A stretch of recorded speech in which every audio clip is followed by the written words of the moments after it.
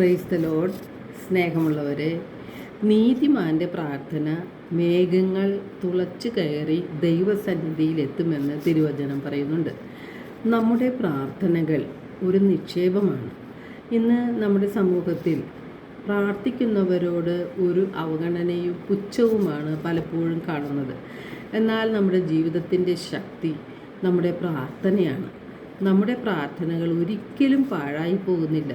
അതൊരു നിക്ഷേപമാണ്. നാം ഒരു തുക ബാങ്കിൽ നിക്ഷേപിച്ചാൽ അതിന് പലിശയും കൂട്ടുപലിശയും ഒക്കെ ലഭിക്കും. അതുപോലെ നമ്മുടെ പ്രാർത്ഥനയ്ക്ക് വലിയ വിലയുണ്ട്.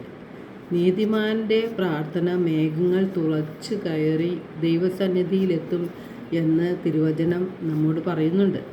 ദൈവഭക്തി ഉള്ളവരാണ് പ്രാർത്ഥിക്കുവാനായി സമയം കണ്ടെത്തുന്നത്.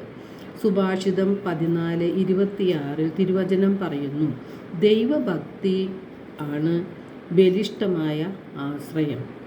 സന്താനങ്ങൾക്ക് അത് അഭയസ്ഥാനമായിരിക്കുകയും ചെയ്യും എന്ന്. യേശു നിരന്തരം തൻ്റെ പിതാവിനോട് പ്രാർത്ഥിക്കുന്നത് ബൈബിളിൽ നാം കാണുന്നുണ്ട്. യേശു ശക്തി പ്രാപിക്കുന്നതും പ്രാർത്ഥനയിലൂടെയാണ്. യേശുവിൻ്റെ പ്രാർത്ഥന രീതി കണ്ടിട്ടാണ് ശിഷ്യന്മാർ തങ്ങളെയും പ്രാർത്ഥിക്കുവാൻ പഠിപ്പിക്കണമേ എന്ന് യേശുവിനോട് യാചിച്ചത്. പ്രലോഭനങ്ങളിൽ അകപ്പെടാതിരിക്കാൻ നിങ്ങൾ ഉണർന്നിരുന്ന് പ്രാർത്ഥിക്കുവിൻ എന്ന് യേശു ശിഷ്യന്മാരോട് പറയുന്നുണ്ട്.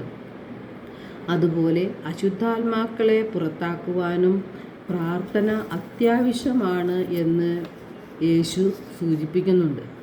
വലിയ പ്രതിസന്ധികളിലൂടെയാണ് നാം എല്ലാവരും കടന്നു പോകുന്നത്.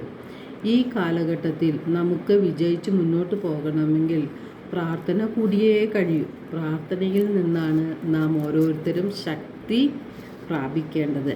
കർത്താവ് അരുളി ചെയ്യുന്നുണ്ട്, എൻ്റെ മക്കളെ, ധൈര്യമായിരിക്കുവിൻ, ദൈവത്തെ വിളിച്ച് അപേക്ഷിക്കുവിൻ. ശത്രുക്കളിൽ നിന്നും അവരുടെ ശക്തിയിൽ നിന്നും അവിടുന്ന് നിങ്ങളെ മോചിപ്പിക്കും. നാം പ്രാർത്ഥനയിൽ സ്ഥിരത ഉള്ളവരായി മാറണം.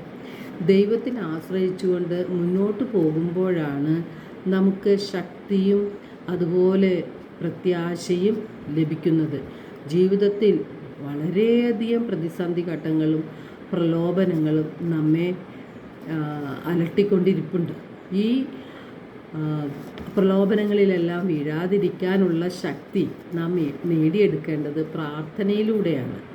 പ്രാർത്ഥന എപ്പോഴും വലിയ നിക്ഷേപമായി നമുക്കും നമ്മുടെ കുടുംബത്തിനും നമ്മുടെ മക്കൾക്കും ലഭിക്കും എന്ന് ഉള്ളതിന് യാതൊരു സംശയവുമില്ല.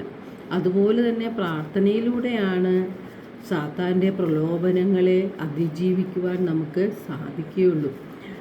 1 പത്രോസ് 5:8 പറയുന്നുണ്ട്, നിങ്ങളുടെ ശത്രുവായ പിശാച് അലറുന്ന സിംഹത്തെ പോലെ ആരെ വിഴുങ്ങണമെന്ന് നോക്കി ചുറ്റി നടക്കുന്നു. അപ്പോൾ അവൻ്റെ കെണിയിൽ പെടാതിരിക്കാനാണ് നാം ശ്രദ്ധിക്കേണ്ടത്.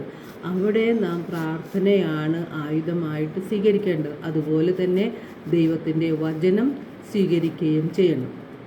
ആത്മാവിൻ്റെ വാളായ ദൈവത്തിൻ്റെ വചനം സ്വീകരിച്ചുകൊണ്ട് നമ്മുടെ ജീവിതത്തെ ബലപ്പെടുത്തുകയാണ് നാം ചെയ്യേണ്ടത്.